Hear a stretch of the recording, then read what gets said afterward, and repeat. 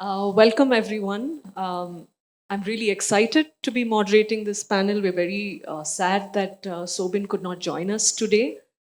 He was also an integral part of this project. But Prajwal was working with ISEC before he moved on to MITS, Madras Institute of Development Studies. So I'm sure he can also fill in for Shobin's inputs and how the project emerged. Thank you, Shaheen, also for being here. I'm really excited to meet you and have this discussion. This is the book around which today's discussion will be based, right? It's of course called Bengaluru Bassina Kategalu or Bengaluru Bus Stories. Um, and this book was published and publicly launched in May this year. But of course, it's coming out of a project that's been going on. The project is called Equimob. So we'll talk about the project also.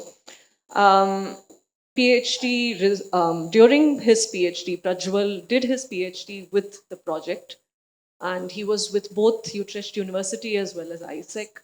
And they collaborated with both Samvada and Bus Prayanikara Vediki. This is a very collaborative effort.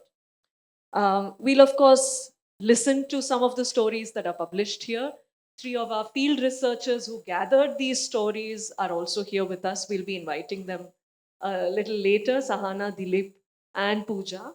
But for now, maybe I'll just request Prajwal to share briefly about Equimob.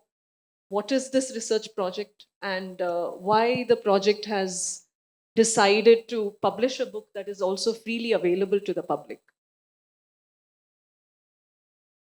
Yeah, thank you, Rajana. It's a very gracious welcome. The book is part of the larger project called Equimob, Equitable Mobility. So the whole idea was to bring the conversation to mobility more from a non-engineering perspective. That is to look at mobility more from not from a cost-benefit perspective, but to look at the other aspects of it as well, like accessibility, affordability, and we wanted to bring it from a not from an again a technical engineering oriented perspective, and that was the whole um, premise on which the project started. And we were looking at 4 different cities, all of them in global south. We're looking at Delhi, and then Kolkata, Dhaka, and Bangalore. Right? And all of these 4 cities are in different stages of urban mobility. And we wanted to chart what is the history of the mobility in these places itself, and also to understand at this point of time what is the equity looking like who is getting left out in this mobility, right? And for this, we are again wanted to look at from an intersectional perspective. For that, I think I would like to say like the different layers, right? Like each of us are made from different layers of it. It could be age, gender, it could be a geography where we are left. It could be class as well. So in Bangalore, we're looking at age as a factor, and Delhi, we're looking at gender and disability in Dhaka and Kolkata as well. Yeah. So this was a larger project, and within that, I think most of you would have seen the normal research projects, right? One for all the work and the effort that goes in, it's not accessible sometimes to the public, right? So that's something that we wanted to change. And two is like most often the research is all about rightly so about like why things are not working or what is not working. So here we wanted to kind of shift that lens and to say what has also worked for Bangalore, right? And buses has been one of the things which have been the main story in that, and that is where we want to situate this. And we wanted it to be a collaborative exercise. So with this as a backdrop, Shane, you want to add?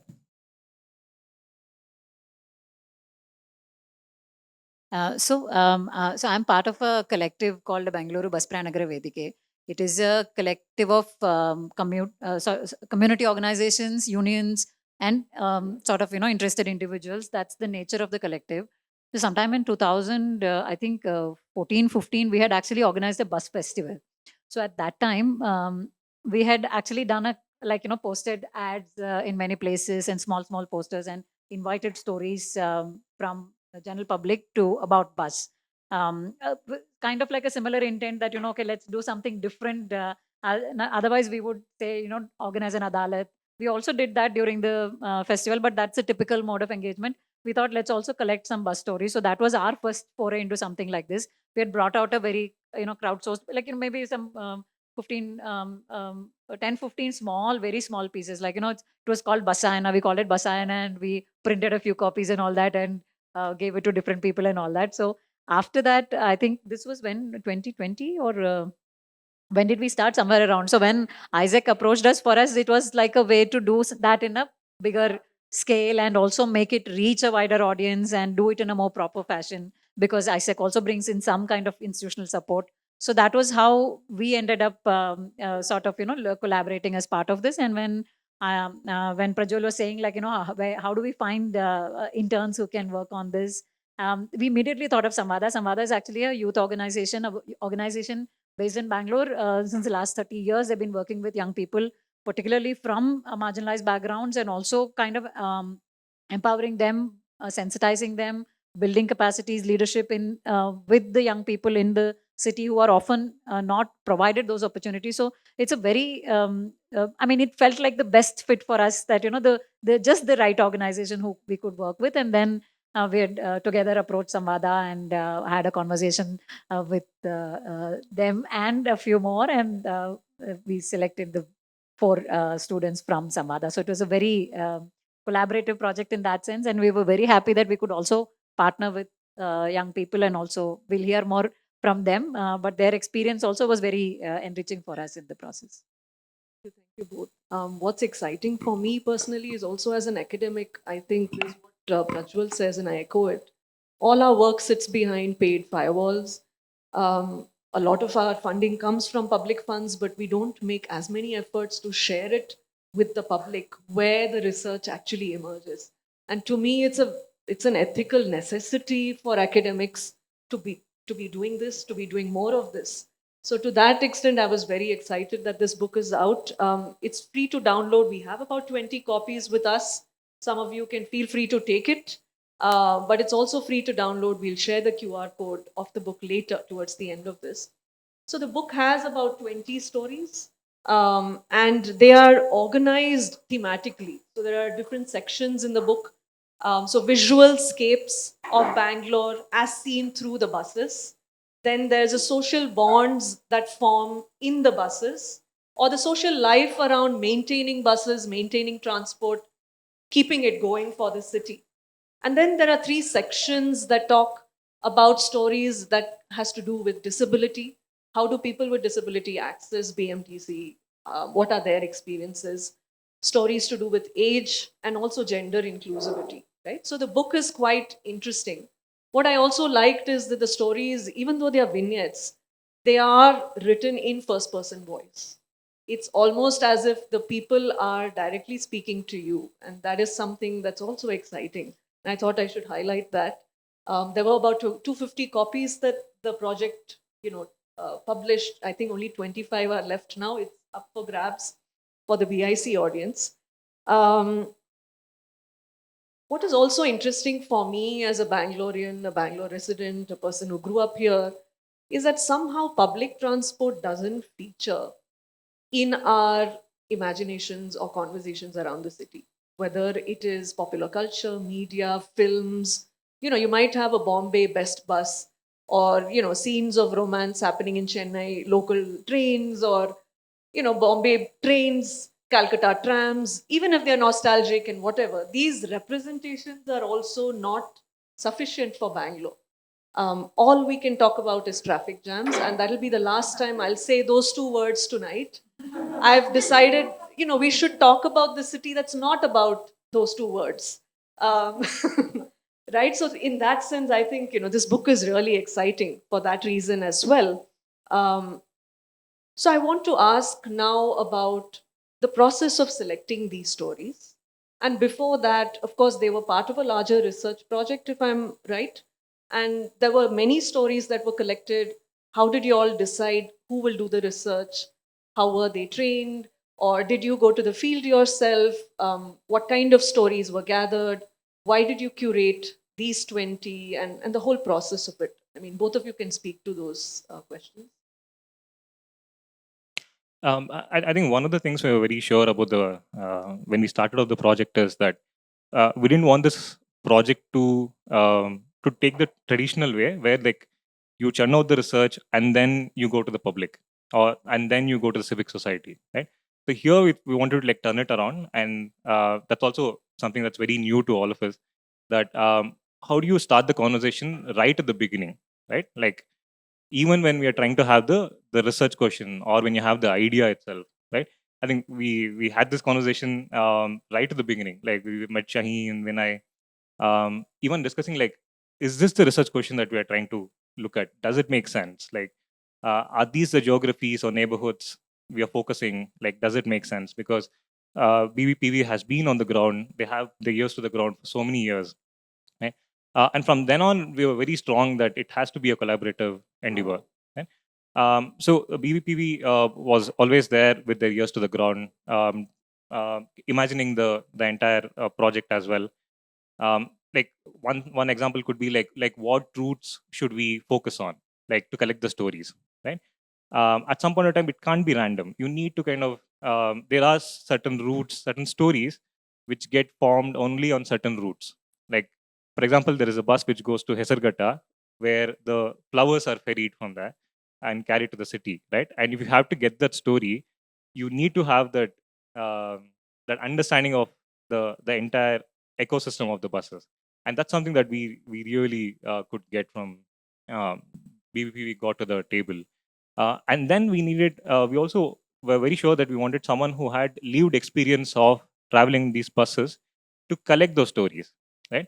And trust me, I think all of them will will also agree that it's not easy to collect stories, right? It's not. I remember we were like, if you talk to commuters, they'll obviously start talking about their problems. So how are we going to get other, kind of stories is something that I remember we were discussing. And I think Correct. those are things that you did as part of the training and all of that, right? With Training. them, how to interview and how to, Absolutely. yeah. Yeah. So, I mean, that's where I think ISEC, Institute of Social and Economic Change. So we had the institutional support.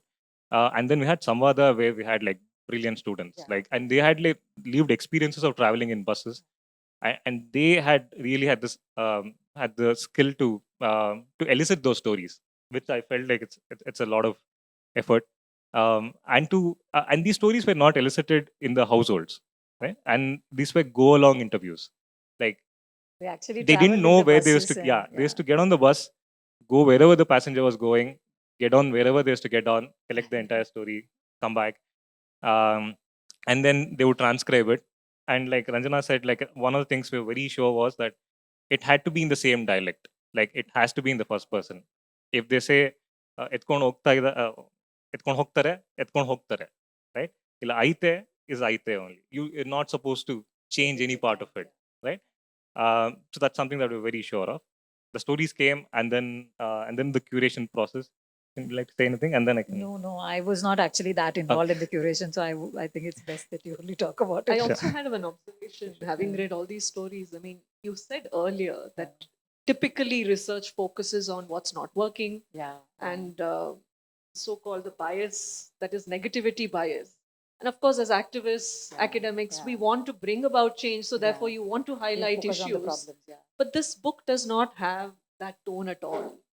It's very positive, it's very nostalgic, it's all about attachments, it's about childhood memories and things like that. Was that a conscious choice? Did that feed into how the researchers were trained to elicit stories? Because what you I mean, who you are is the kind of story you elicit. I'm just curious, like, was that a conscious choice from the beginning?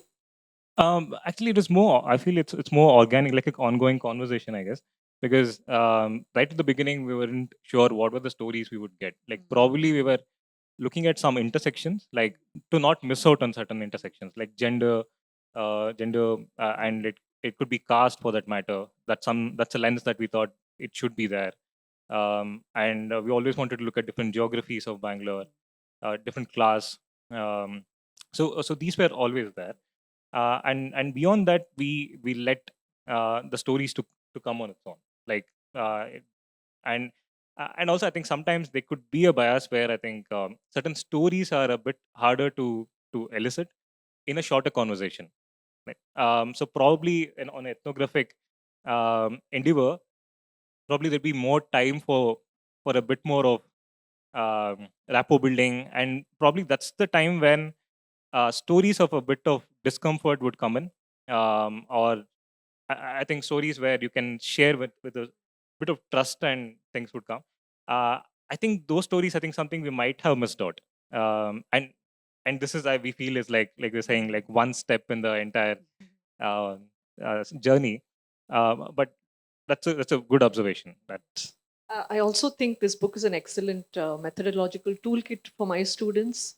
For research methods that are not situated, mobile methods, walking methods, move along methods, but also in spaces which are cities. A lot of our encounters are very fleeting. I shared with you all during the break, but when I was 14, I have a lot of bus memories from childhood. I grew up in a very suburban part of Bangalore, which was not part of Bangalore then, Marathalli. Now, of course, it's the heart of the city, apparently. But I have a memory that I shared with them, which is I was 14 taking a bus, and there was in my view, in that age, she was an elderly woman. She was probably in her 20s or 30s. She sat next to me and she just cried her heart out, spoke about her in laws, and she just left.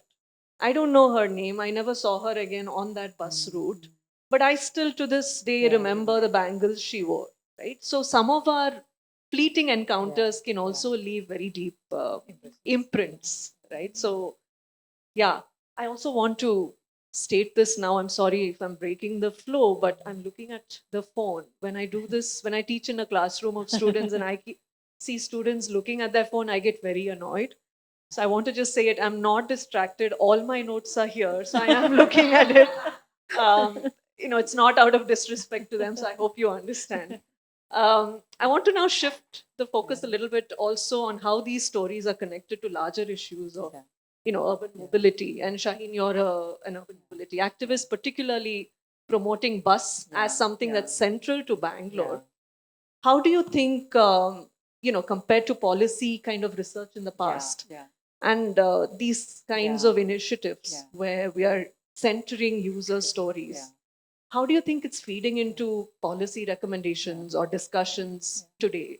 Actually, this was one of the intent, actually, Prajwal didn't mention, but this is one of the intent also that, how do we use these kind of stories to, because, I mean, like you said, we always talk about the negatives and we talk about what is missing, what needs to be done, etc. But we don't focus on what is already there. Like, that we keep saying bus is the lifeline of Bangalore.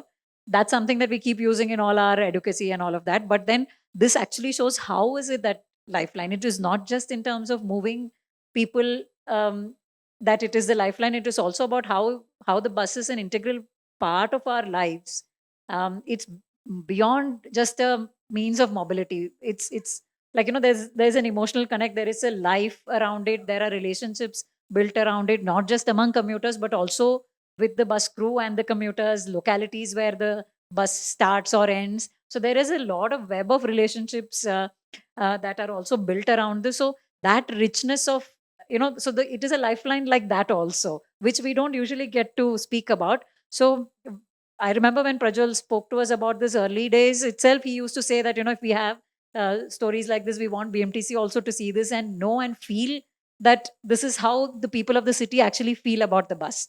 So, or even the politicians, even the bureaucrats, even the ministers and all, if they can see this and feel this and understand that this is what bus means to people, we are also hoping that that creates a different sort of response and recognition for the bus in the policy spaces. I mean, we have not been able to use it to that extent, but that's really also the hope that, we see that value beyond just, the mobility numbers and the how which mode is more efficient and all of that, and all of those also bus stands out, but it's much more than that is what we are hoping the book actually All the best in those efforts also to you, Shaheen. There were two stories in particular that stood out for me when we talk about the social life and attachments. One is of the lost child. The family has alighted at Malleshwaram to have dosa, but the child has slept off on the bus and ended up somewhere else. And in those days, 20 years ago, when there were no mobile phones, the child was waiting in Vijayanagar, with holding the bus conductor's hand. That really stood out. Another thing is this I'm going to use in my classroom also, because I also teach marriage kinship, of an intercaste marriage. That happens because the bus conductor is drama, scolding the family member. Can you, use your tale and not be so backward? Sit with them, get the elders, talk. You only found out today. I know them for 7 months. They have been lovers. So the conductors are, partaking in a very personal, private life that's not privy to the family. And, it's available to the public in that sense, so it also blurs these boundaries between what's private, what's public. This really stood out for me. If we can talk a little bit about disability. So there are two stories in the book. And one person is talking about how everyone helps them, get on the bus, get off from the bus, all of that. Very positive, and how wonderful the conductors are, the public is. But the other story talks also about how buses are actually not disabled friendly, except if it's a Volvo or if it's one of those orange buses, which are again, accessible only to a certain class of people. So I liked that you juxtaposed both. But what are the conversations happening around making transport disabled friendly today, Shaheen? And I thought I'll really yeah. ask you this. Actually, not much, unfortunately. Okay. That conversation is not really happening.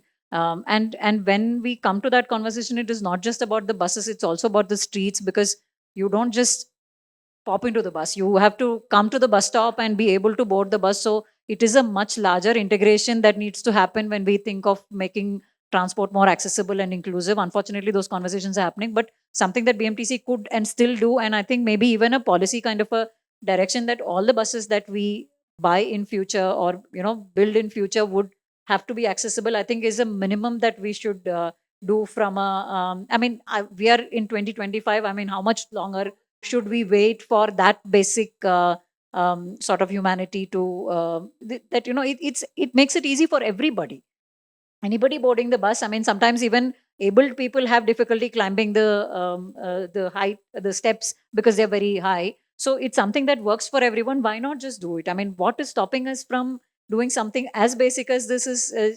and also even the older buses, we should find a way to either sort of retrofit and make it accessible. So I think that's a minimum that we should do. Plus we should look at how we can make our streets also more accessible, so that people can actually reach the bus. It doesn't some of the good things which happened, I think recently there was this announcement thing that BMTC did when you reach a bus stop, and for blind people, I mean, I think there's a device that they introduce, and you press a button and you can it'll read out the bus stops, or route or something like that. I have not seen it working, I just read the article. But I think those are interesting small things that are happening, but there's a much larger conversation and much larger sort of design and intent that needs to come into this. No, Yeah. what you said, Shaheen, is so pertinent. It reminded me of something. Disability rights activists, work to make cities accessible, wheelchair friendly. But it's the biggest benefit is actually for pram users.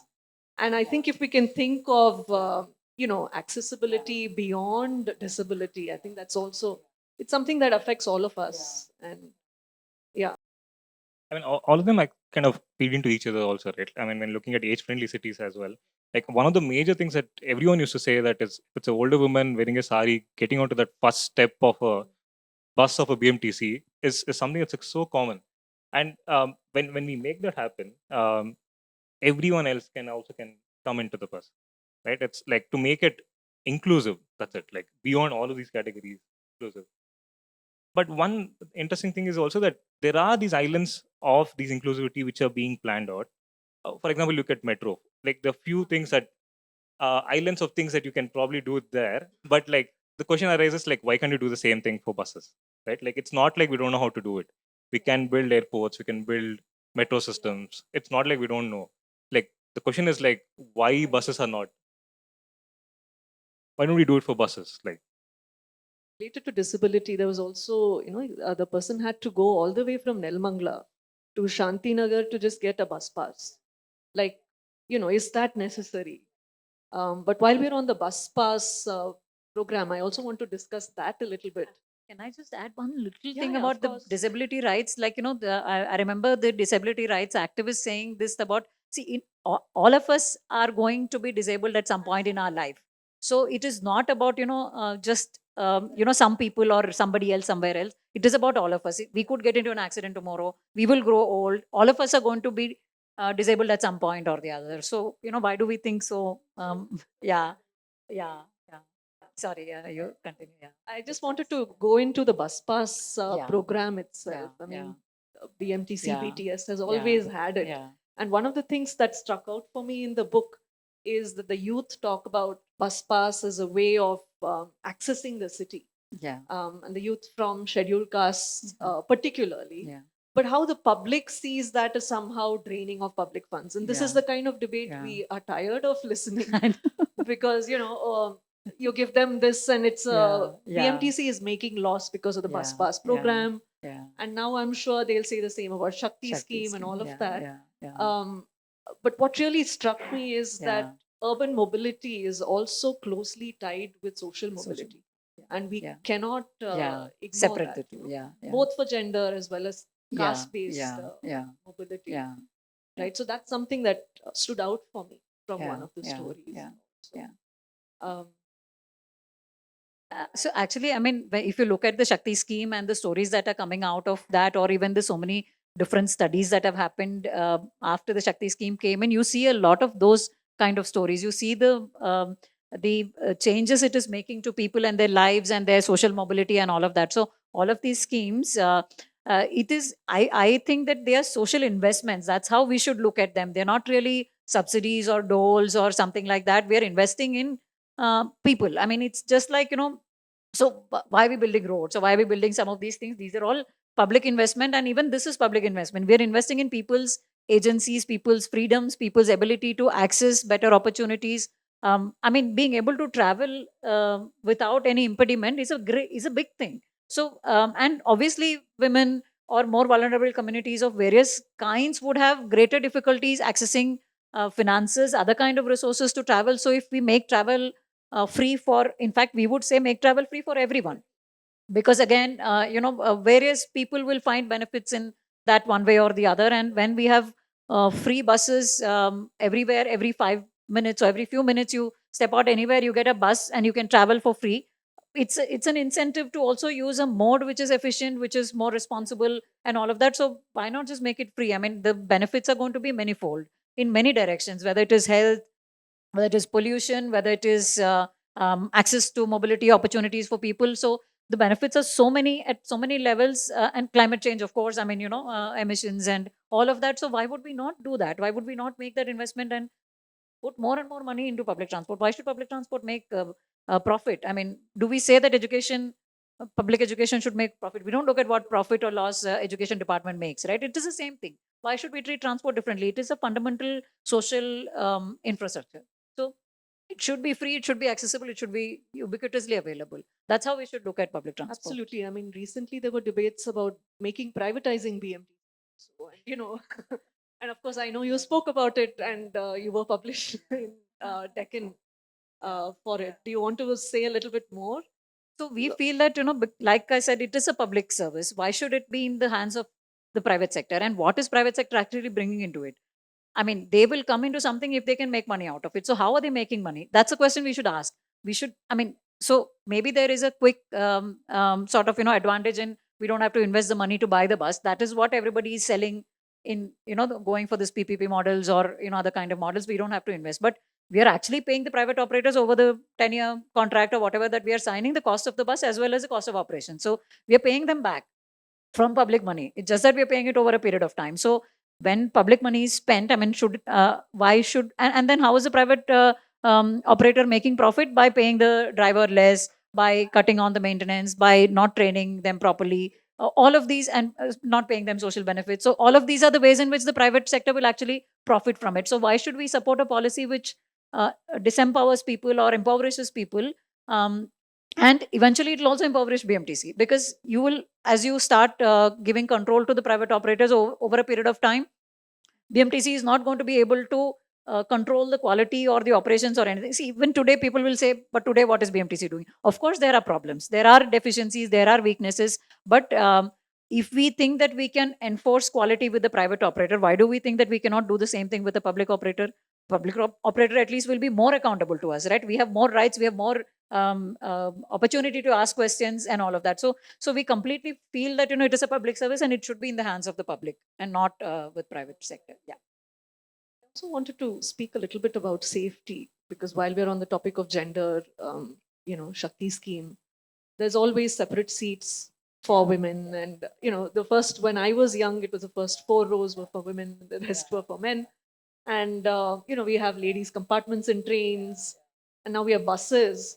So the issue of the public somehow as an unsafe space, not just for women, but for people of all genders. So there is a story here about a sex worker as well. I don't see enough of that in this book. As I hear, and from my own personal experiences and from people I know, there's a lot of sexual harassment, assault, lack of safety in public transport as well. And of course, cases that happen in Delhi get a lot more attention in the media, but cases that happen in Bangalore don't get enough of that also. So I was wondering, how do we deal with that? The opposition to the Shakti scheme is not just coming from the ruling party. It's coming from even opposition. I mean, not just coming from opposition party, but also ruling party MLAs. Basically, it's a resistance to having women in the public space, right? So, where do we then go from here? Actually, interestingly, the Shakti scheme has actually broken the invisible wall in the buses. I mean, now women go to the backside and they occupy those seats also. So, I mean, it's much more. So of course, I'm sure many men are also unhappy about it because they're not getting as many seats as before. It is a genuine problem also. So definitely, therefore, we need more buses. That is the solution. Not that women are occupying those seats or more women are traveling. So one of the things that we have always felt that of course we definitely need a larger sort of awareness campaign, which is a social problem also. We don't recognize or openly talk about sexual harassment or safety issues for women. We had actually worked with BMTC some years back, I think around 2016, 17, to kind of come up with a sexual harassment policy. And because even the conductors and drivers often don't know what are their responsibilities or what authority they have in a context like that. What they typically do, often they do is like, if anyone complains of it, they'll just throw the guy out. But then that's not enough, or that's not a solution. But then if you want to take the bus to the police station, then a lot of the other passengers will complain. We have to get to our destination, which is also a genuine problem. So how do you actually navigate this is not an easy solution. So we had worked with BMTC and come up with a policy and all of that also about how to handle such a situation, what are the rights that the conductor and the driver has, what powers they have in a situation like that. But unfortunately, the rollout of that policy couldn't really happen properly. So one thing is, having a proper policy in place, having the responsibilities clearly identified, being publicized a lot more, and even kind of, simple information about, what constitutes sexual harassment, and how can you complain, what can you do, what are your rights, all of this kind of thing. I mean, and not just BMTC, actually, this is a wider issue. It's not something that happens only in buses, and it's not something we can solve only in buses, but this kind of a wider awareness, I think everybody in various spaces should do this. And the issue of safety is not only inside the bus, also bus stops. And like, if especially in late evenings or even deserted areas, afternoons when there are not people around, if a girl is waiting or a woman is waiting alone at a bus stop, what kind of safety? It could even be just catcalling or other kind of harassment. I mean, you won't feel safe to go out and wait in the bus stop. So there are so many related concerns and issues that need to be addressed when we look at safety. There is also, I think, a lack of acknowledgement that this is happening. That's so what I so was we have a trying to get at. helpline, but I think people are also hesitating to call, so calls don't come in. So BMTC claims that we don't get any calls, so there is no sexual harassment. That's the kind of attitude also that often gets taken. There is a, I mean, I think in the early days when BPPV had started, there was an incident of assault, and that is when we also started campaigning against it. And BMTC had actually set up a women's safety committee. And that committee used to meet somewhat regularly and try and take up issues around this and all of that. But again, that committee also, so it was along with this committee that we drafted the policy and all of that. But that committee also has stopped functioning of late. So those are some of the things that we actually wanted to take back to BMTC and say that, particularly now when the Shakti scheme has come and there is a lot more women accessing and using the bus, and also transgender communities are also facing various kinds of pushback. So there is a need for a greater sensitization also in terms of how do you look at gender and how do you understand gender and the gender diversity that exists and all of that. So both with the staff as well as with the public, there is a need to do a lot more of this. So that's the kind of changed context also in which we are looking at some of these things. So there is a lot that needs to be done.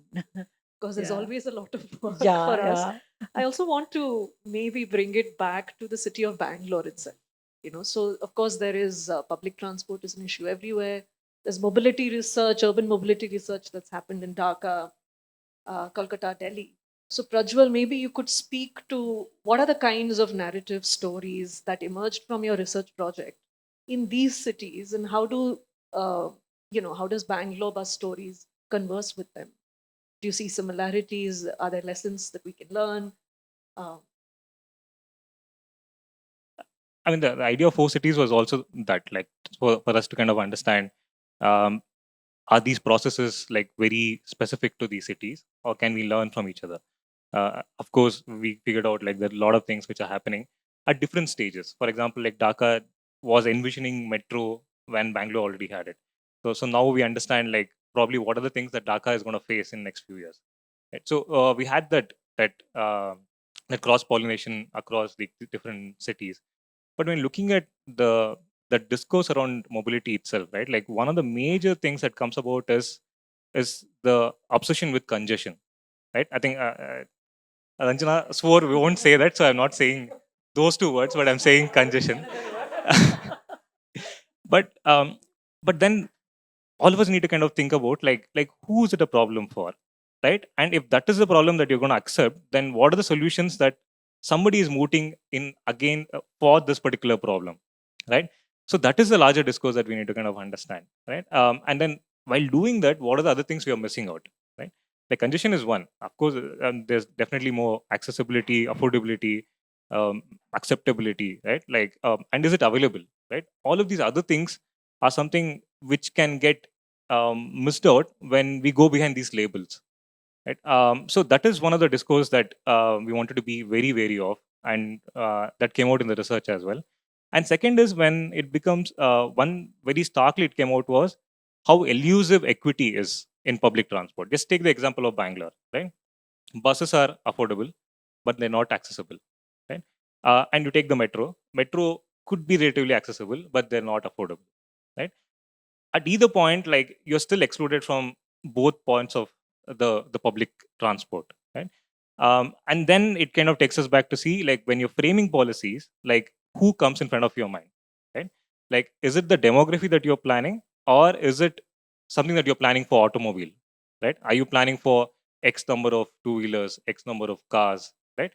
As against x number of children of Bangalore, or a woman of Bangalore, or people of disability, or office goers of Bangalore. Like, so these are the questions again that kind of brought us back. So in these three different layers, we kind of looked into the discourse around mobility itself and take it away from the entire congestion hangama everyone is kind of hung around. Yeah, briefly. Thank you for that. I also want to highlight a story that really stood out for me. Another story among the many is of the writer who writes and very poetically describes how majestic is the heart of the city and how he walks out of the majestic, those flyovers. And I have those memories, the cinema hall here and all that.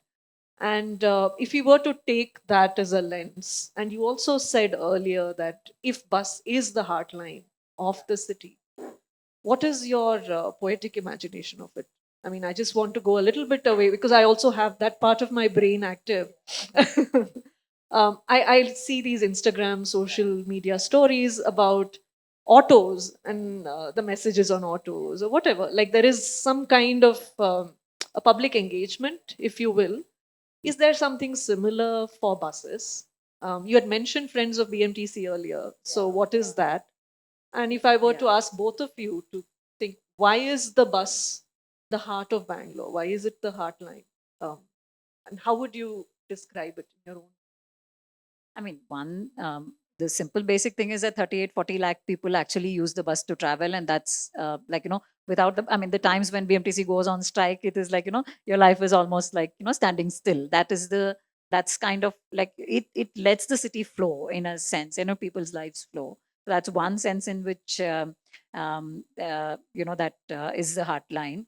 And, in my own, for me personally also, when I go out of Bangalore and then I come back to Bangalore. And when I see the first bus, that is when I feel like, yeah, okay, I've kind of reached back to the city. You reached And home. yeah, I've reached home. That's kind of how it feels. I'm sure that's how many people feel. So when you see the bus like I remember the COVID times when nothing was running and buses were not running, and then finally when the buses started running and I saw that first bus on the road, that kind of feeling that you have, and I'm sure that is how it is for many people, because that is what you use for all your life. It is not, see, it's not like, whether it is your education, whether it is your livelihood, whether it is your grocery shopping, whether it is your health, whether anything that you do for a large part of the city, 38, 40 lakh people who use the bus every day. This is how we move, this is how we live. So there's no other way but to see the bus this way.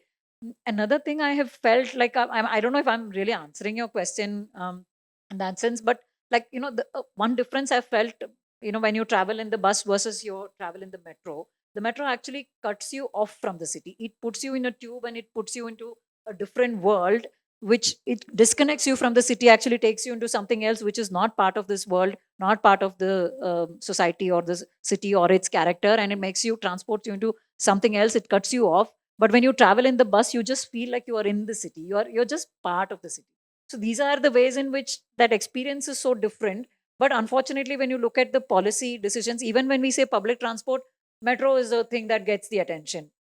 Just 10 lakh people today. I mean, when Metro Phase 1 was announced, the projected ridership was 10 lakh. With It's based on that projected ridership, the project got approval. And it's after so many years, today 2025 is when, after three or I don't know how many lines are running, that's when it is reaching the 10 lakh. So look at the projection and look at the reality. If today 10 lakh people are traveling by metro, and we have invested so much money into the metro, but just the Shakti scheme and the few thousand crores that have been given to the bus after so many years, and people are making so much of fuss about it. Oh, all the money is gone. Where is the money? There is no money. Government has wasted all the money into this, and now there is no money for roads, potholes people have to fill. I mean, this is the kind of discourse that is generated around that little money that has been given to 38, 40 lakh people in the city. So this, and then again, also things like, I don't know, one of you mentioned, how are we designing the roads? How are we designing the traffic planning or the movement? I mean, what the traffic police or the road BBMP and all of these people are concerned is vehicles have to just keep moving without stopping. Which vehicle? Are all vehicles equal? No, all vehicles are not equal. Bus is more important. Bus is transporting 40 lakh people. It is using the road space much more efficiently than any other vehicle on the road. So the bus is more important. It is not equal. But we treat all vehicles as equal. And if at all, we discriminate against the bus. So what is most efficient, what is carrying most people, that is being discriminated, but by treating everybody as equal. So that's the kind of thing that is happening on the roads, whether it is one ways, flyovers, underpasses, everything is against the bus user. Skywalks, that is infrastructure for cars, not for people. Because you're allowing the cars to go without stopping, so that they don't have to stop at the signal for people to cross. You've made this thing on the sky for us to walk. Now, how easy or how much time does it take for us to do this? Even if you give us elevators, it is still inconvenient for us. So you make it harder and harder for the bus user every time to make your journey. And then you complain about those two words, and keep saying that we will build this above and below, and um, wider and deeper and all of that, and that's not the solution. I mean, I think we almost everybody knows this. Still, I mean, I'm very disheartened that the deputy chief minister just the other day said that who uses the bus, anyway, everybody wants a car. I mean, if this is what we will talk from the policy level, we have to say that bus is what everybody should use. There are 38 lakh people already using. We are also voters. I mean, I don't know. I mean, it's a bit of a conundrum for me that why is it that we are not a vote bank? Why is it that we are not a vote base? I don't understand that. Sorry. I mean, just adding and then taking you back a few years back, and just looking at the history of the cities as well, right? All the Indian mega cities, like they've had some share of trains which have been running them, right? And Bangalore has been like a bus-lit city. Like for all that we talk about Bangalore's history, growth, and success, right? Like sometimes I feel like we're actually not looking at like what worked, and one of the things that worked and make many of these things happen was the buses, right? Like all the IT companies we are talking about, all the biotech companies, education for that matter. Many of them who would have graduated and then are working elsewhere would have used those bus passes for all these years. But one of the things we wanted to do as part of the project was also, but we kind of didn't have the resources probably then. But it's an idea is that like to catalog the history of BMTC itself or bus transport or public transport in Bangalore. So that's something that we aspire to do, but like probably it's a task in progress. But there's someone who would be willing to take that. So that's something that we want to kind of bring the attention back. It's a call for hiring project workers, both to document this history, but I was also telling Prajwal and Shaheen that there should be more editions of this book. Because, of course, 23 stories do not capture all, and more stories, more layers, only enrich our own histories, our own experiences, and our relation to the city. Maybe on that note, I'd like to invite Dilip, Sahana, and Pooja. They were the field researchers. They are youth, they were students associated with the NGO Samvada. And they are the ones who actually elicited and gathered these stories by traveling on the buses. And they will each come and read the stories. I also forgot to mention earlier that this is a bilingual book. So the stories are both in English and Kannada. So they will read in both Kannada and English. And after that, we can open it up. I'd also would like to request them to share a few lines about their experiences of doing this. You know, run along, no, ride along interviews. I have some of my students also at the back, so it's a methodological training for them as well. Yeah, please come. there's also one more student, Sania, who was part of the process, but she couldn't join She us today. couldn't join us. Hi. Nervous. Okay. Uh, they called us. I was part of Samvada, which was a youth organization. They called us, can you collect the stories from people about bus? And they told us that collect the stories how bus is playing an important role in people life. I was like, is buses playing important life with the people? What question these people are asking? I was really confused. I was not knowing what question these people are asking. I was confused. I started asking my friends, is really buses playing important role in city? Come on, guys, I'm traveling from my childhood. I never realized that bus is playing important role in a city. Then we started with the same question. We started talking to people. In the initial days, people were like, "Hey, ಹೋಗಪ್ಪ ಸುಮ್ನೆ ನಮ್ದೇ ನಮ್ಮ ಕತೆ ಇದೆ." Like, okay, fine. Then we changed our methodology from interview to conversation. We started building the conversation, and it was a good story. I mean, we realized that, yeah, bus is playing an important role in the city. And we started collecting stories from different socio-economic background. There were different stories. I mean, sex worker, the travelers who do travel, drivers, conductors. I wrote one poem just before reading the story. I'll recite my poem and then I'll read. Yes. ನಾನು bus ಸ್ವಲ್ಪ ವಿಶ್ರಾಂತಿ ಬೇಕಿದೆ. ನಾನು bus ಕೆಂಪು ಕಬ್ಬಿಣದ ಉಸಿರು, ದಿನವಿಡೀ ಓಡುತ್ತೇನೆ ಮತ್ತೆ ಓಡುತ್ತಲೇ ಇರುತ್ತೇನೆ. ಒಮ್ಮೆ ಕನಸು, ಒಂದು ಬಸ್ ಸ್ಟಾಪ್ನಲ್ಲಿ ನಿಂತು ಸ್ವಲ್ಪ ಕುಳಿತುಕೊಳ್ಳಬೇಕು, ಈ ನಗರವನ್ನು ಕಿವಿಗೊಟ್ಟು ಕೇಳಬೇಕು. ವೃಷಭಾವತಿ ನನ್ನ ಪಕ್ಕದಲ್ಲಿ ಹರಿಯುತ್ತಿದ್ದಳು. ಅವಳ ನದಿಯ ಸದ್ದು ನನ್ನ ಬ್ರೇಕ್ ಶಬ್ದದೊಳಗೆ ಬೆರೆತು ಹೋಗಿತ್ತು. ಅವಳ ನದಿಯ ಸದ್ದು ನನ್ನ ಬ್ರೇಕ್ ಶಬ್ದದೊಳಗೆ ಬೆರೆತು ಹೋಗಿತ್ತು.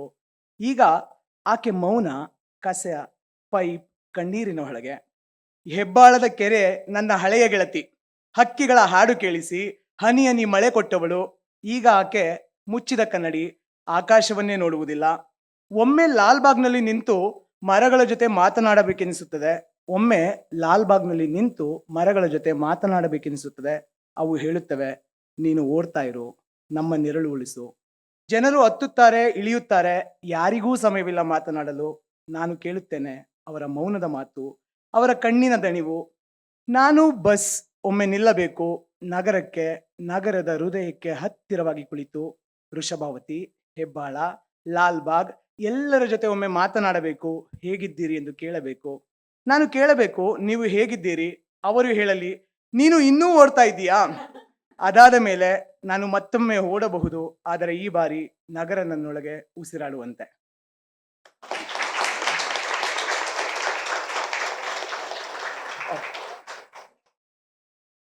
First, I'll read Kannada version of the poem because I'm not good in English. Bus ಒಂದೇ ಕಥೆಯ ಎರಡು ಭಾಗಗಳು. ಕಾರ್ತಿಕ್ 35 ವರ್ಷ ವಯಸ್ಸಿನ ಓರ್ವ ಕಥೆಗಾರ.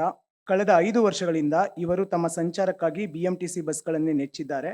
ಈ ಬಸ್ಸು ಎಂಬುದು ಹೇಗೆ ಬೆಂಗಳೂರಿನ ಸಂಸ್ಕೃತಿಯ ಒಂದು ಅವಿಭಾಜ್ಯ ಅಂಗವೇ ಆಗಿಬಿಟ್ಟಿದೆ ಎಂಬುದನ್ನು ಇಲ್ಲಿ ಅವರು ಚರ್ಚಿಸಿದ್ದಾರೆ. ಮೆಜೆಸ್ಟಿಕ್ ನಗರದ ಹೃದಯ ಇದ್ದಂಗೆ, ಅದೊಂದು ತರ ಬೆಂಗಳೂರಿನ ಗರ್ಭಗುಡಿ ಇದ್ದಂಗೆ. ನಾವು ಅಲ್ಲಿ ಹೋಗಿ ಬಂದ್ರೆ ಗರ್ಭಗುಡಿ ಮುಟ್ಟಿ ಬಂದಂಗೆ. ನಾನು ಮೆಜೆಸ್ಟಿಕ್ ಇಳಿದು ಸ್ವಲ್ಪ ವಾಕ್ ಮಾಡ್ಕೊಂಡು ಹೋದ್ರೆ ನಮ್ಮ ವರ್ಕ್ ಪ್ಲೇಸ್ ಸಿಗುತ್ತೆ. ಅದೊಂಥರ ನಮ್ಗೆ ಹೆಂಗನ್ಸುತ್ತೆ ಅಂದ್ರೆ ಬೆಂಗಳೂರಿನ ಹೃದಯ ಭಾಗವನ್ನ ಪ್ರತಿ ಬಾರಿ ಸ್ಪರ್ಶಿಸ್ತಾ ಇದ್ದೀನಿ ಅಂತ ನನ್ಗನ್ಸುತ್ತೆ. ಮತ್ತೆ ಬಸ್ಸಲ್ಲಿ ಇನ್ನೊಂದು ಅಬ್ಸರ್ವೇಷನ್ ಅಂದ್ರೆ ಎಲ್ರೂ ಸಹ ಕಿಟಕಿ ಸೀಟಿಗೆ ಕಾಯ್ತಾರೆ. ಎಲ್ರಿಗೂ ಕಿಟಕಿ ಸೀಟು ಬೇಕು. ನಮ್ಮ ಪಕ್ಕದಲ್ಲಿ ಕೂತಿರೋರು ಹಿಂದೆ ಯಾವುದೋ ಒಂದು ಕಿಟಕಿ ಸೀಟು ಖಾಲಿ ಆದ್ರೆ ಎದ್ದು ಹೋಗಿ ಆ ಕಡೆ ಕುತ್ಕೋತಾರೆ. ಬಸ್ಸಲ್ಲಿ ನಾವು ಒಂದ್ ಕಡೆ ಕುತ್ಕೊಂಡ್ರೆ ಒಂದ್ ಕಡೆ ಮಾತ್ರ ನೋಡಕ್ ಆಗೋದು. ಒಂದು ಬದಿ ಕತೆಗಳು ಮಾತ್ರ ಸಿಗುತ್ತೆ. ಅದು ಕತೆ ಆಗಿರಬಹುದು, ಏನೇ ಆಗಿರಬಹುದು. ನಾವು ಒಂದ್ ಕಡೆ ಮಾತ್ರ ನೋಡ್ಲಿಕ್ಕೆ ಸಾಧ್ಯ ಆಗುತ್ತೆ. ಹಂಗ್ ನೋಡಿದ್ರೆ ಇದು ಕೂಡ ಒಂದು ಗ್ರೇಟ್ ಮೆಟಾಫರ್ ಅಂತ ನಂಗೆ ಅನ್ಸುತ್ತೆ. ಕಡೆಗೂ ಯಾವತ್ತೂ ನಮ್ಗೆ 360 ಡಿಗ್ರಿ ಸಿಗೋದೇ ಇಲ್ಲ. ನಾವು ಯಾವಾಗ್ಲೂ ಒಂದ್ ಕಡೆ ನೋಡ್ತಾ ಇರ್ತೀವಿ, ಅಥವಾ ನಮ್ಮ ಲೈಫಲ್ಲಿ ಕೂಡ ಇನ್ನೊಂದು ಕಡೆ ಅಥವಾ ಇನ್ನೊಂದು ದಡದಲ್ಲಿ ಇನ್ನೊಂದು ಸ್ಟೋರೀಸ್ ಇರಬಹುದು ಅಂತ ನಮ್ಗೆ ಅನ್ಸೋದೇ ಇಲ್ಲ. ನನಗೆ ಇತ್ತೀಚೆಗೆ ಅದೊಂದು ದೊಡ್ಡ ಮೆಟಾಫರ್ ಅನ್ಸುತ್ತೆ. ಆಮೇಲೆ ಬಸ್ಸಲ್ಲಿ ಎಲ್ಲರೂ ಓಡಾಡ್ತಾರೆ. ಎಷ್ಟೋ ಕಾಲೇಜ್ ಹುಡುಗರು ಓಡಾಡ್ತಾ ಇರ್ತಾರೆ. ಹುಡುಗಿರು ಸೇರಿಸ್ಬೇಕಾಗಿತ್ತು. ಬಸ್ ಪಾಸು ಇಟ್ಕೊಂಡು ಓಡಾಡ್ತಾರೆ. ಅವ್ರ ಲೋಕ ಅವ್ರಿಗೊಂಥರ ಹುಂಬತನ ಇರುತ್ತೆ. ಹುಂಬತನ ಅನ್ನೋದ್ಕಿಂತ ಅದೊಂಥರ ಅವರದ್ದೇ ಲೋಕ ಅನ್ಬೋದು. ಅವ್ರ ಫ್ರೆಂಡ್ಸ್ ಜೊತೆ ಮಾತಾಡ್ಕೊಂಡು ಏನೋ ಕಿಟ್ಲೆ ಮಾಡ್ಕೊಂಡು ಆರಾಮಾಗಿ ಲವ್ ವಿಷಯ ಮಾತಾಡ್ಕೊಂಡು, ಏಯ್ ಮಚ್ಚ ಅವಳಿಗೆ ವಾಟ್ಸಾಪಲ್ಲಿ ಮೆಸೇಜ್ ಹಾಕಿದ್ದೆ, ಅವಳಿಗೆ ಗಿಫ್ಟ್ ಕೊಡಬೇಕು, ಹಿಂಗೆ ಬಿಂದಾಸ್ ಆಗಿ ಬಸ್ನಲ್ಲಿ ಗಜಿಬಿಜಿಯಲ್ಲಿ ಅವರು ಕ್ರಿಯೇಟ್ ಮಾಡ್ಕೋತಾರೆ. ಆಮೇಲೆ ಕೆಲ್ಸಕ್ಕೆ ಹೋಗೋರು ಬಸ್ಸಲ್ಲಿ ಕುತ್ಕೊಂಡು ಪೇಪರ್ ಓದ್ತಾರೆ. ಮತ್ತೆ ಎಷ್ಟೋ ಜನ ಹೆಂಗಸರು ಬಸ್ಸಲ್ಲಿ ಕುತ್ಕೊಂಡು ಅವರೆಕಾಳು ಸುಳಿಯೋದು, ಸೊಪ್ಪು ಬಿಡಿಸೋದು ಇದೆಲ್ಲ ಮಾಡ್ತಾರೆ. So English okay. Bus as two sides of a story. Karthik is a 30-year-old story writer. For the past 5 years, he has relied on BMTC bus service for his daily commuting. In this piece, he discusses how the bus has become integral part of Bengalore's culture. The Majestic is like the art of the city. It is like the sanctorum of Bengaluru. If we go there and come, it is as if we have touched the sanctorum and come back. If I get down on Majestic and walk some distance, I will reach my workplace. You know, it feels like I'm embracing the art of Bengaluru whenever I walk along that space. Another observation one can make inside the bus is that everyone wants the window seat. Even people sitting next to us will get up and go take a window seat if found vacant. When we sit inside the bus, we can see only one side and we will get to see only one perspective. We believe that this is the whole story, but at a time, we can see only one side of things. That is a great metaphor. In the end, we can never get a 360-degree view. We will always be looking at one side. We might not even notice the other side of the story on the other shore. In recent times, I feel this is a great metaphor. Almost everyone travel by bus. Many college students travel using bus pass.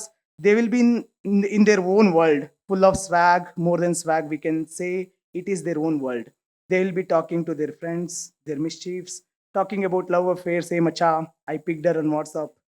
I want to gift her. Likewise, they travel candidly, chit-chanting. They actually create more freedom in this crowded bus than in their homes.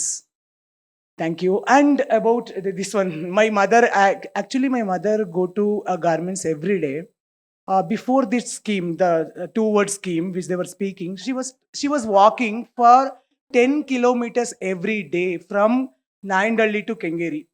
It was around 10 kilometers. With my mother, around 300 women were walking to garment every day for 10 kilometers. Now she is happy. She will go by bus. She do travel by bus. She will just to save 300 rupees per month. She was walking for 10 kilometers. I feel, yeah, it is a social investment. Thank you.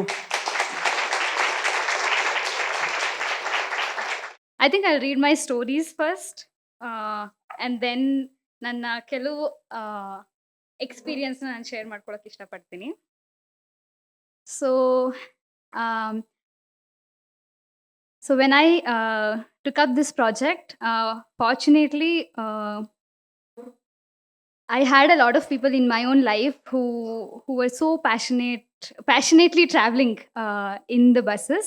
So one of them was my school teachers, my second standard school teacher, who was traveling, who is still traveling very passionately in bus. So yeah, it's her story. Double decker bus. ಹೀಗೆ ಮತ್ತೊಂದು bus ಪ್ರಯಾಣದ ಸಂದರ್ಭದಲ್ಲಿ ನಾವು ಮಂಜುಳಾ ಶಾಸ್ತ್ರಿ ಅವರನ್ನ ಭೇಟಿಯಾದ್ವು. 65 ವರ್ಷ ವಯಸ್ಸಿನ ಮಂಜುಳಾ ಶಾಸ್ತ್ರಿ ಅವರು ಓರ್ವ ನಿವೃತ್ತ ಶಾಲಾ ಶಿಕ್ಷಕಿ. ಬಸ್ ಪ್ರಯಾಣ ಎಂಬುದು ಅವ್ರ ಪಾಲಿಗೆ ನಗರವನ್ನ ಅನುಭವಕ್ಕೆ ತಂದುಕೊಳ್ಳಲು ಇದ್ದ ಒಂದು ಸಾಧನ ಅಥವಾ ಮಾರ್ಗೋಪಾಯವಾಗಿತ್ತಂತೆ. ಸದರಿ ಡಬಲ್ ಡೆಕ್ಕರ್ ಬಸ್ಗಳು ತಾವು ಬೆಂಗಳೂರನ್ನು ಅನುಭವಕ್ಕೆ ತಂದುಕೊಳ್ಳುವಲ್ಲಿ ಅವಿಭಾಜ್ಯ ಅಂಗವಾಗಿದ್ದು ಹೇಗೆ ಎಂಬುದನ್ನ ಅವರು ಮೆಚ್ಚಿನಿಂದ ನೆನಪಿಸಿಕೊಂಡು ಇಲ್ಲಿ ಹಂಚಿಕೊಂಡಿದ್ದಾರೆ. 1970ರಿಂದ ನಾನು ಬಸ್ಸಲ್ಲಿ ಓಡಾಡ್ತಿದ್ದೀನಿ. ಜಾಸ್ತಿ ಲಾಲ್ಬಾಗ್ ಮತ್ತೆ ಕಬ್ಬನ್ ಪಾರ್ಕ್ಗೆ. ಜಯನಗರದ್ದು ನಂಬರ್ 4 ಬಸ್ಸು ಅಲ್ಲಿ ನಂಬರ್ 4ನೇ ಬಸ್ಸಲ್ಲಿ ಓಡಾಡ್ತಿದ್ವಿ. ಆ ರೂಟಲ್ಲಿ ಡಬಲ್ ಡೆಕ್ಕರ್ ಬಸ್ ಇತ್ತು. ಎಂಥ ಮಜಾ ಮೇಲ್ಗಡೆ ಕುತ್ಕೊಳ್ಳೋಕ್ಕೆ ಅಂದ್ರೆ ಅದು ಆನೆ ಮೇಲೆ ಅಂಬಾರಿ ಥರ ಇರ್ತಿತ್ತು. ಜಯನಗರ ಟು ಮೆಜೆಸ್ಟಿಕ್ ಅಂಬಾರಿ ಥರ ಹೋಗ್ತಾ ಇದ್ವಿ. ಸಿನಿಮಾಗೆ ಹೋಗುವಾಗೆಲ್ಲ ಆ ಡಬಲ್ ಡೆಕ್ಕರ್ ಅಥವಾ ಟ್ರೈಲರ್ ಬಸ್ಸಲ್ಲಿ ಹೋಗ್ತಾ ಇದ್ವಿ. ಟ್ರೈಲರ್ ಬಸ್ ಅಂದ್ರೆ ಒಂದು ಬಸ್ಸನ್ನ ಇನ್ನೊಂದು ಬಸ್ ಜೊತೆ ಜೋಡಿಸಿರೋರು. ಒಳ್ಳೆ ಬಸ್ಗೆ ಬಾಲ ಇರೋ ಥರ ಕಾಣಿಸ್ತಾ ಇರೋದು. ಒಬ್ಬರೇ ಡ್ರೈವರು, ಒಬ್ಬರೇ ಕಂಡಕ್ಟರು ಆ ಬಸ್ಗೆ.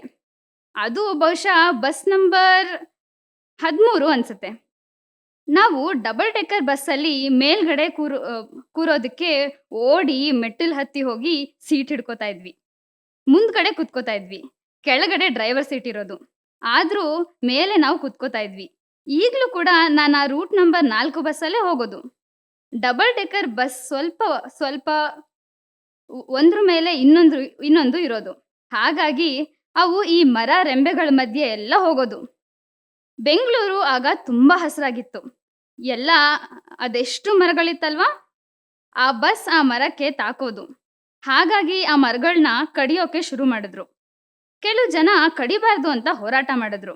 ಆಮೇಲೆ 10-11 ವರ್ಷದಲ್ಲಿ ಆ ಬಸ್ಗಳನ್ನ ನಿಲ್ಲಿಸ್ಬಿಟ್ರು. ಆದ್ರೂ ನಾನು ಆ ಡಬಲ್ ಡೆಕ್ಕರ್ ಬಸ್ಗಳನ್ನ ಮಿಸ್ ಮಾಡ್ಕೋತೀನಿ. ಅಲ್ಲಿಂದ ಬೆಂಗಳೂರು ನೋಡಕ್ಕೆ ಎಷ್ಟು ಚಂದಿತ್ತು. ನನ್ನ ಏನಾದರೂ BMTC ಇಂದ ಏನ್ ಬೇಕು ಅಂದ್ರೆ ನಾನು ಡಬಲ್ ಡೆಕ್ಕರ್ ಬಸ್ನ ಮತ್ತೆ ತನ್ನಿ ಅಂತ ಕೇಳ್ತೀನಿ. So yeah, very very fondly spoken. Manjula Shastri, 65-year-old, is a retired school teacher. For her, bus was an outlet of experiencing the city.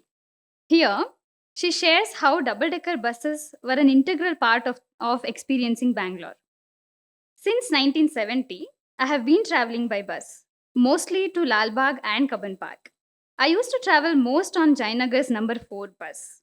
The route had double-decker buses. It was such a fun to sit on top of the bus. It was like sitting on top of an elephant. If we were to go from Jayanagar to Majestic, it was like an Ambari elephant ride. Whenever we wanted to go to cinema, we would use double-decker or trailer bus. To sit on top of the double-decker bus, we would run quickly to get a seat. We would sit at the front. Right below us was the driver's seat. Even then, we would sit there. Even now, I travel on that route number 4 bus. Double-decker buses would often move between trees because double buses, right? One on the other. At that time, Bangalore was a green city. Everywhere, too many trees were there, right? The bus would hit tree branches, so they started cutting down the trees. Then these people protested, saying they shouldn't cut them down. Then very soon, maybe within 10-11 years, these buses were taken off the road. But I miss double-decker buses.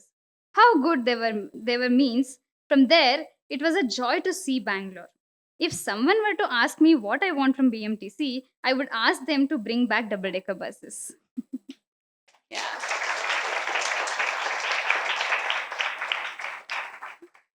So I don't have beautiful and loving poems like Dilip, but I do want to mention a very few points. Some of them are also part of the discussions, but I still think they're important to just remember again.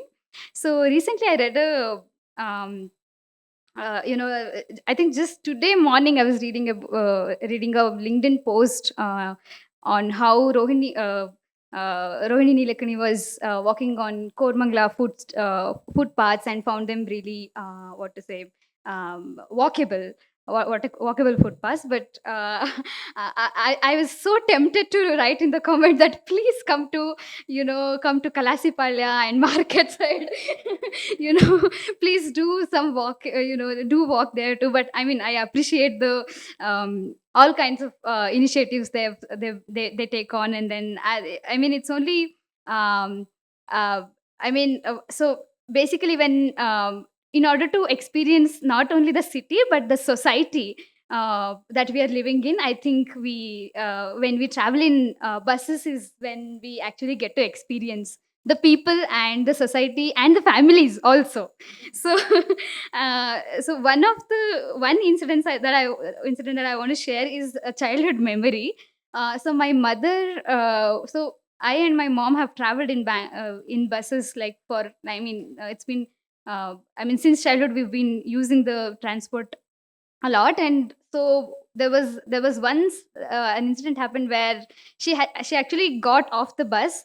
So she's so used to, it's a very busy life, so she used to work as a domestic worker until I got a job recently. So so her life is full of, what to do next and so much work. So she used to carry a lots of bags with her, vegetable bags and so on. So she had two bags in her hands, and then she thought I would get off the bus. So she got off, like in one of the bus stops, she got off the bus and she walked away. She forgot that I'm there, and she thought that I can get off that, footsteps. So when they were discussing about disability, even that young kid, thankfully I've grown taller now, but back then I was much, shorter. And then it was a bus conductor who called my mom back and then was like, "Please take your child." So it was him who actually helped me get off the bus. So yeah, I think and not only that, so they were discussing about metro and the experience in metro and versus bus. So definitely, so I have traveled a couple of times in aeroplanes as well. So I do feel, so each time I get into metro, there is some kind of I kind of, so the metro travel is all about me observing what kind of people am I traveling with, like who are these people. So what is this society that, like, this part of, like, there is another part of the society that I'm living in, and who are these people, and then they are so different from me. And I'm so scared of the judgment and what kind of clothes am I wearing. So all these things come to my mind even now, because of, like, there is some construction work going on in JC Road, and then there was, like, always there are problems to buses. People don't want, buses to have free roads, but to travel. But so because of that, we have, buses face a lot of problems to travel. But so when I travel in metro, that's the experience I have. So even if you watch a lot of like local Kannada movies, like, I was just noting down, I was just thinking the kinds of movies that have come out, like Cheluvina Chittara and Raja Huli. There are so many movies which are made, most of the movies are shot in the bus, because the actual, these movies are about people. They're about our, the larger section of the society who are actually socially and economically backward. And when we talk about them, we cannot miss talking about the buses, I think. So I think people are, so especially when I see, when I travel in buses, when I realize that people are looking for love and connection and conversation so much. We do need a lot of, like, if you have like parks and any. So if there is like one, one seat on a like footpath, one chair or something, or a bench sort of a thing, people tend to sit there and have conversations. So I think bus is that one platform for people where people want to come and travel a lot and then build those conversations and share their life stories with each other and build connections also. So yeah, I think as Dilip rightly pointed out, bus has always been our, like it is so much like it's like breathing. We don't realize how important it is or that we are doing it every day. But unless, I mean, thanks to Bus Prayanikara Vedike and Isaac, that they got us all into, to be part of this project, that we realized that, we're actually breathing and we need to breathe consciously. So we are using bus and we need to use it consciously and address any kind of problem that buses are facing today. Thank you so much.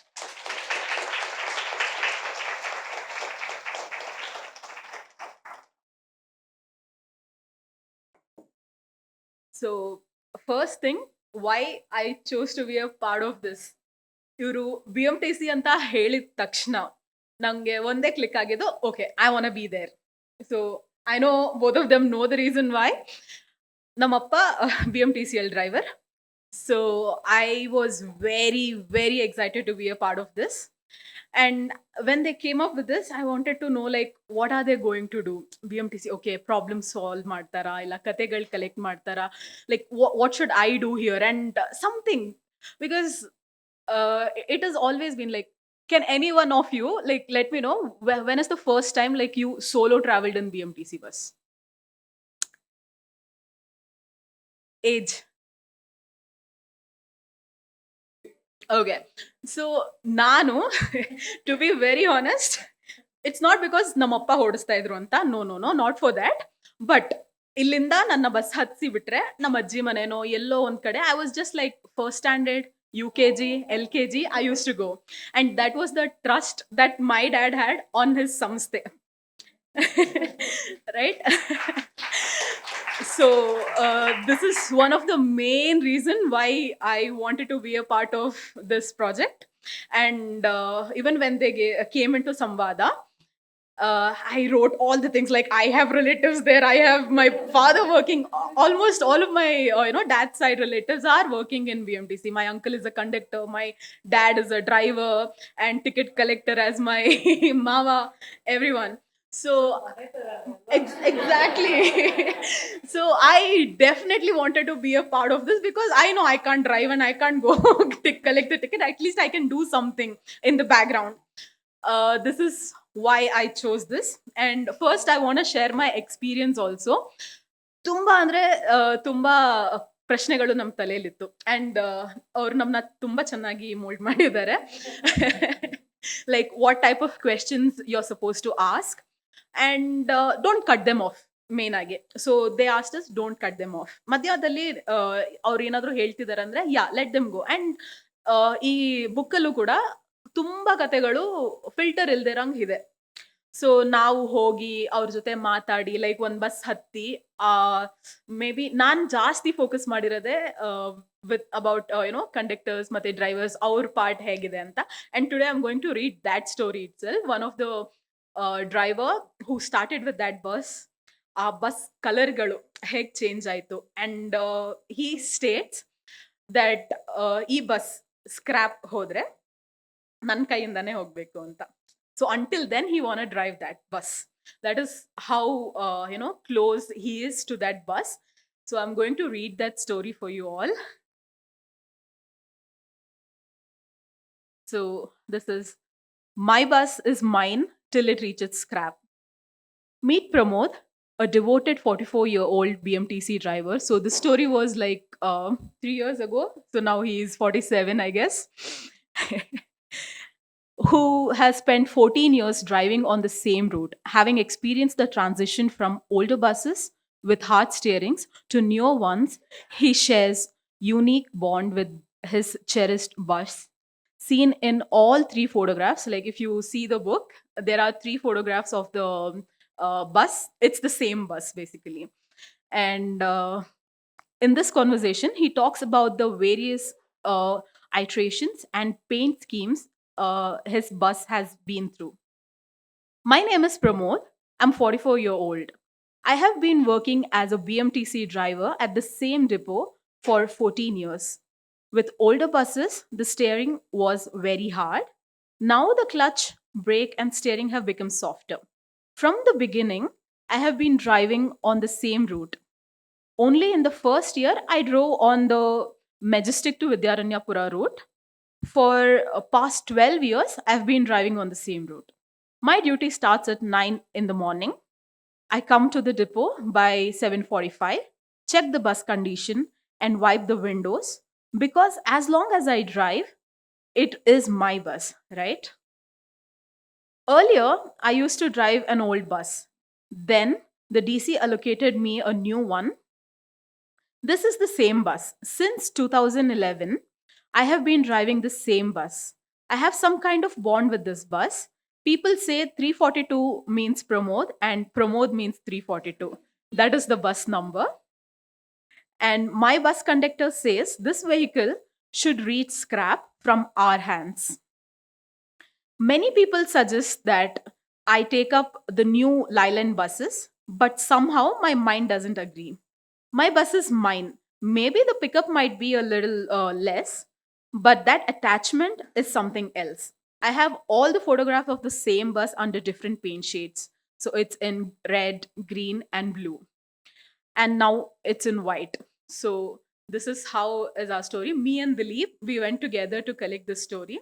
So the bus driver and the conductor, they were having lunch together. We went in and we asked, do you have like few minutes for us? And they started questioning, Yake, ನೀವ್ ಯಾಕೆ ಬಂದಿದ್ದೀರಾ?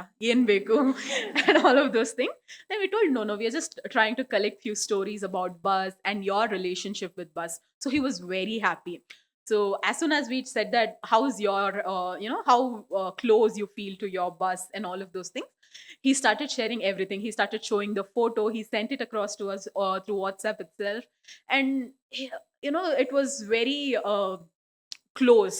So even when I talk to my dad about the bus that he drives, sometimes he takes leave and come back, my dad, because nan bus ಕೊಟ್ಟಿರ್ಲಿಲ್ಲ ಇವತ್ತು ನಾನು ಓಡಿಸಲ್ಲ ಅದನ್ನ. This is how my dad is. So it's the driver, the conductor, some of them are like really close to the bus that they drive and they want that bus itself. So this story and all, it got us so close. And I never knew that ಬೆಳಗ್ಗೆ ಎದ್ರೆ ನಾನಂತೂ ಕಷ್ಟ ಪಟ್ಕೊಂಡೆ ಕೆಲ್ಸಕ್ಕೆ ಹೋಗೋದು. I'll be like, ಅಯ್ಯೋ ತಿರ್ಗಾ ಇದೆ ಕೆಲ್ಸನ ಅಂತ. But I've seen many of them in my story who say that, okay, first in this story also, 9 o'clock is the duty means now 5 minutes before ಹೋಗಿ ಲಾಗಿನ್ ಮಾಡಿದ್ರೆ ಆಯ್ತು. But they are not like that. Like 1 hour before they go, they check it, they clean it, they see if all is there. And it's like their kid. That's how they treat. And this is all about it. And I feel so close to BMTC. I mean, I was from the before, but after this, I'm more close. Thanks, guys. Actually, Thank you so much, Dilip, Pooja, and Sahana. We really wanted to hear their stories also, and therefore we made that part of this event. It's an absolute honor to have spoken to you all, met you all, and to have hosted this panel. It's all very close to my heart. actually, it's a privilege or something that we should hold her accountable also, because it is one of those rare politicians who are among us. And so I think it's like Samya, please. I mean, Samya Reddy has been an MLA from Jayanagar, but before that, she's been a friend of the bus for a long time. So even before being a politician, she's been an activist supporter of bus. So we'd really love to hear your response to these stories. Thank you so much, all three of you, and thank you for making this bus possible. I'm really glad I came today. ನಿಜವಾಗ್ಲೂ ತುಂಬಾ ಸಂತೋಷ ಆಯ್ತು. ಅದು it was like ನಾನು ಯಾವುದೋ ಬೇರೆ ಪ್ರಪಂಚಕ್ಕೆ ಹೋಗ್ಬಿಟ್ಟೆ ಅಂತ ಅನಿಸ್ತು. ಈಗ ತಾನೇ ನೀವು ಮಾತಾಡ್ತಾ ಇದ್ದೀವಿ, ನಮ್ಮ ತಂದೆಯವರು I'm like oh my God. So like ಈಗ ಹೋಗಿ ನಾವು ಅಪ್ಪನಿಗೆ ಹೇಳಬೇಕು ಅಂತ ಅನಿಸ್ತಾ ಇದೆ. So I will definitely make sure that this reaches the transport minister today. And Thank you so much. also, I was there was a lot of music to my ears when you were talking very fondly about the Shakti scheme, and because it's given women agency. It's not just traveling free in the bus, right? ನೀವೀಗ ತಾನೇ ನೀವು ಅದೇ ಹೇಳ್ತಾ ಇದ್ರಿ 4 ವರ್ಷ ಹಿಂದೆ ಒಂದು garments. I think Shaheen might have also been there. Shaheen or Vinay, one of them was there.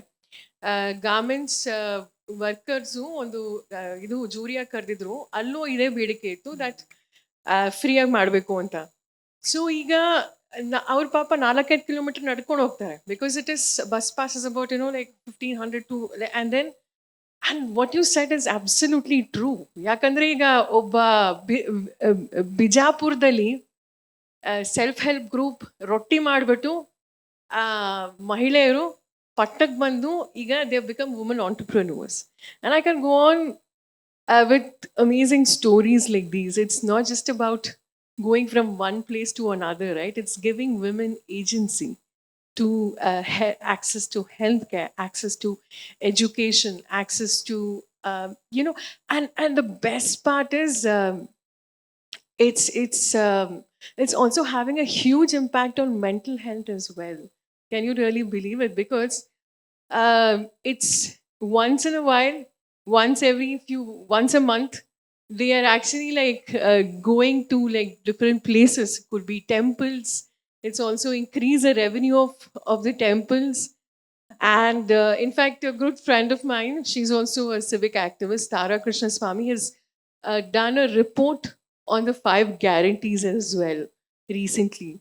And more than about 19% of women have gotten a better job or a new job after these schemes, especially this Shakti. So anyways, ನಾನು ಏನು ಹೇಳಬೇಕು ಅಂತಿದ್ದೆ ಅಂದರೆ ಆಗಲೇ would you be okay to participate and do the same thing if BMTC wants to host it? We would be very happy to, very, very happy to do that. Yes. Because ಈಗ ಈ ಶಕ್ತಿ ಮತ್ತೆ ಬೇರೆ ಗ್ಯಾರಂಟಿಗಳು I'm also trying to collect stories across the state as well because my new responsibility makes me travel ಇಡೀ ರಾಜ್ಯದಲ್ಲಿ. So like stories like these, and just sitting over here I just read a few of them and it's like just amazing. Thanks for making this happen. First ಆ ಕತೆಗೆ ಹೋದೆ. So conductor ಬಂದು ಹೇಳ್ತಾರೆ ಇವ್ ಮನೆ ಕರ್ಕೊಂಡು ಹೋಗಪ್ಪ ಅಂತ. So and then that's and the marriage happens because of ನಮ್ಮ BMTC bus. So yeah, and yes, I'm completely on board with a lot of things, like I've always been an activist first, and yes, so let's work together. And ನಿಮಗೂ ಗೊತ್ತಿದೆ, ನನಗೂ ಗೊತ್ತಿದೆ, ಇನ್ನೂ ಹೆಚ್ಚು buses ಬೇಕು ಅಂತ. ಈಗ ಇತ್ತೀಚೆಗೆ we heard a lot of noise on social media. Let's put all of that aside. I don't want to talk about a couple of people who whatever. So, and also why some people are so obsessed with private transportation. I think you know why. So, yeah, thank you so much. And so, yeah, thanks for all that you guys do as well. Thank Thank you. you for being here.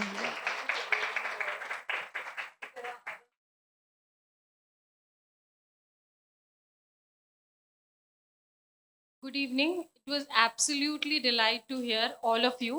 And all the more, I am really glad Prajwal is here. He's my senior. So I'm doing PhD from ICE. Actually, my question is this, that through these bus stories, do you think we need to reimagine public space more? And when you were doing your research and when you were collecting stories, did you feel, but since you quoted this number that 40 lakh people use bus, do you feel there is certain kind of a resistance to use bus anymore, or you feel it is still there? And on a lighter note, since this book comes in 2 languages, did you feel any sort of difficulties when you were translating from Kannada to English? Because they say, a lot of things are lost in translation. I want to really know about that. Thank you so much. what was said about parks, benches, these are public spaces where conversations happen. So I think transport is a part of that larger picture where public commons are accessible to everyone. And we need to reimagine, that. But I'd let Prajwal answer the question on translation. No, thankfully you noted it. It was one of the major hurdles that we face actually, because I mean, one is aspiration that we wanted to keep the first person there, but and then when you turn it into English, and that's when we understood like the effort of linguists like come into the picture. So we gave it a first attempt. Like we did try doing the rough draft of it, and then we got an expert on board, could validate and say like the essence is not missed out. Um, so that's the reason why we wanted it to be a bilingual, so that like people can really understand in that original script like what it was in the same dialect what it. Yeah, but it's a it's a major hurdle that we actually had. Hi, I'm Vinod. Happy to hear on the bus stories because this is close to my heart. I'm being the bus only commuter in the last 4 decades. I would also like to hear the stories from the senior men, like who. I mean, I happen to hear a couple of these stories, but I mean, one of them said, "Don't call me senior citizen." ಈ ಉಚಿತ scheme ಬಂದಾಗಿಂದ ಅದು ಹೆಸರು ಹೋಗ್ಬಿಟ್ಟಿದೆ ಕರಿಬೇಡಿ ನಮ್ಮಂಗೆ. So what I used to see is that a lot of people, I understand that there's a lot of anxiety and people want to occupy the seats, but a lot of them tend to come and occupy the back seats and cause a lot of hassle to the, especially the senior citizen. So I keep saying that please occupy seats in the front, but it doesn't help much. So the thing is that. I have agreed for this, the free scheme wherein women are provided the free opportunity. But it so happens, but even the senior citizens and the men are also paying, and their seats are being occupied. So I will always say that okay, women are given the first priority, that's the reservation. The second comes the penalty, it's $100. The third one being the free. So we are happy with it, and with wholeheartedly we are agreeing for that.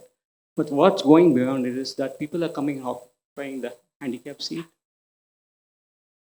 senior citizen seat, male senior citizen seat. So I will say this fourth, fifth, sixth, the seventh is the unreserved seat.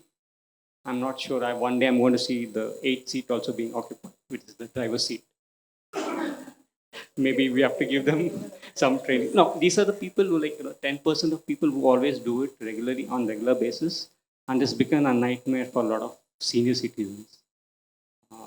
Yeah, I mean this is the story of your senior citizen, and also I have found people bluffing to an extent that one of the lady was sitting in the senior citizen seat. I just requested seniors that please get up. Immediately she responded, "I'm pregnant." I initially agreed, but later, after some moment, I realized that she was not pregnant. She was wearing a very tight-fitted jeans. So, to such extent, people are and this person is not an ordinary, illiterate. She's going to, Whitefield, Prestige something. That's where she bowed down. So, this is very sorry, affair. Yeah. Sorry to say that. Yeah. No, I mean it's a hard reality actually. But I mean at the core of it, what's happening is the scrambling for resources. We need to understand is that on one we are solving for affordability, but then there are issues of availability. That's 6,000 buses. I think Shahi knows like the 6,000 when 1 decade back, 20 years back maybe, and it's still 6,000 odd buses, right? That issue is definitely still there.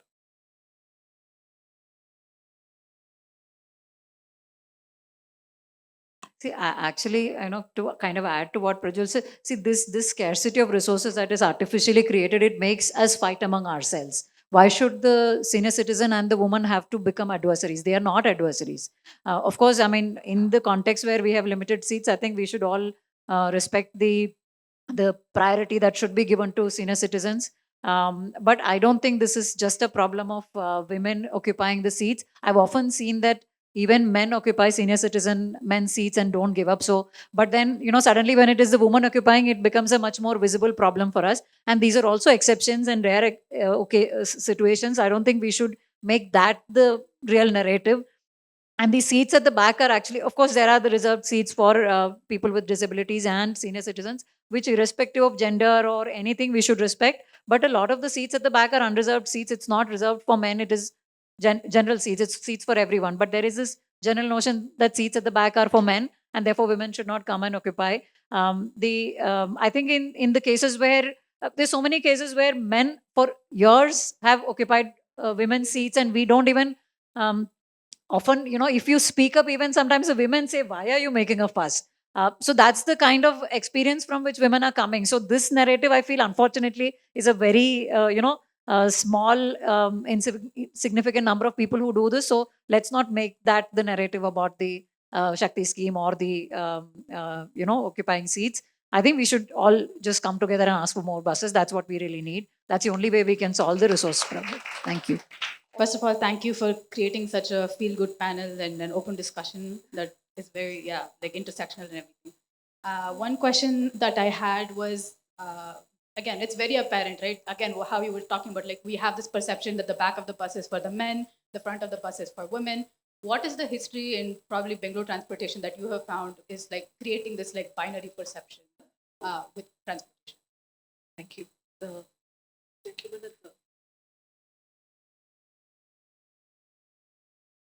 Hi, amazing panel, and I completely agree. I agreed about the point of buses being having a positive impact on the mental health, which Soumya ma'am had mentioned. Because unfortunately, I take the KIA 14 because I need to, because Banerghatta is really far, so I can't take the normal BMTC. It has to be the elite one.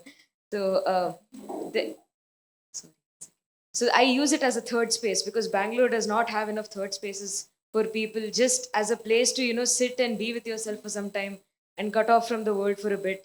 So buses really help me in that. One week, I mean, all the social mobilities have been covered, of course, by the books.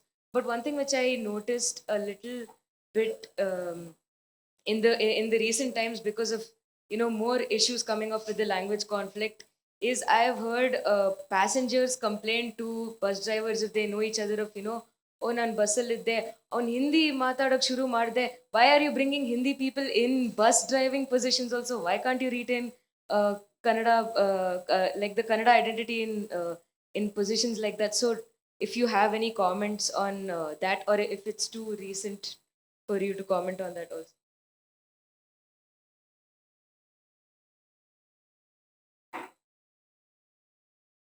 Myself, my name is Srinivas. I'm so happy that a lot of youngsters have been participating here. And I just want you people to touch your heart and tell how many times really you are traveling or just take it as a hobby. Because most of the people here I see are using two-wheelers as well as cars. And see, I have seen a different group of people. During my student days, first of all, I would just share a few things, Vidhan Soda, there was a road from RC College to Kaban Park. There was a straight road, but that was denied by this whatever it is. We were having our own reservations that the road should not be cut off.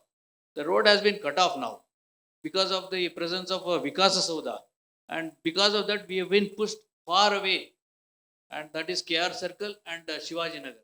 So most of the buses which were traveling via Vidhan Soda has been cut off.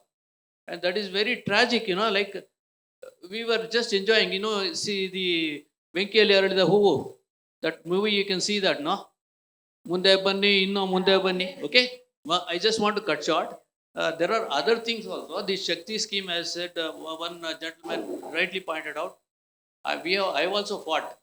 Because when my seats are occupied, and that too, our seats are occupied by youngsters with sharing mobiles, They are talking, there are other things like in the Shakti scheme, we are denying the staff their benefits. And lot of drivers, conductors, their financial schemes, there is a constraint.